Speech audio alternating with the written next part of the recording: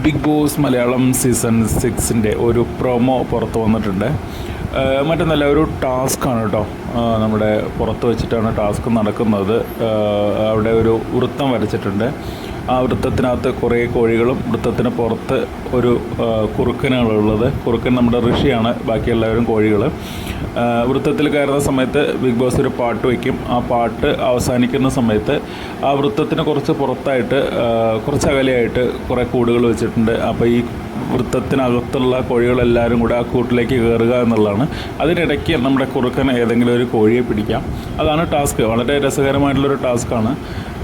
പാട്ട് പാടുന്നു. ആ പാട്ട് കഴിയുമ്പോൾ എല്ലാവരും ഓടുന്നുണ്ട്. അങ്ങനെ ആദ്യം ഋഷി ഔട്ടാക്കുന്നത് പ്രൊമോയിൽ കാണുന്നത് ജാസ്മിനെയാണ്. അത് കഴിഞ്ഞ് നോറയും ഔട്ടായിട്ട് അവിടെ കയറി നിൽക്കുന്നത് കാണുന്നുണ്ട് കേട്ടോ. അതിനിടയ്ക്കൊരു ഇൻസിഡൻറ്റ് ഉണ്ടാകുന്നത് നമ്മുടെ സിജോ അതിനിടയ്ക്കൊന്ന് വീഴുന്നത് കാണിക്കുന്നുണ്ട്. അവിടെയാണ് പ്രൊമോ അവസാനിക്കുന്നത്. അത് അത്ര സീരിയസ് ആണോ എന്ന് ചോദിച്ചാൽ അർജുനൊക്കെ ഭയങ്കരമായിട്ട് വീഴുന്ന കണ്ടിട്ട് ഓടി വരുന്ന ഒരു സീനൊക്കെ കാണിക്കുന്നുണ്ട്. അത് എത്രമാത്രം സീരിയസ് ആണെന്നുള്ള അറിയില്ല. എന്തായാലും ടാസ്ക് വെരി ഫണ്ണി ആയിട്ടാണ് തോന്നുന്നത്. ഇതിനകത്ത് ജാസ്മിനും നോറയും പുറത്തായിട്ട് അവിടെ കയറിയിരിക്കുന്ന ഒരു സീനും കാണിക്കുന്നുണ്ട് കേട്ടോ.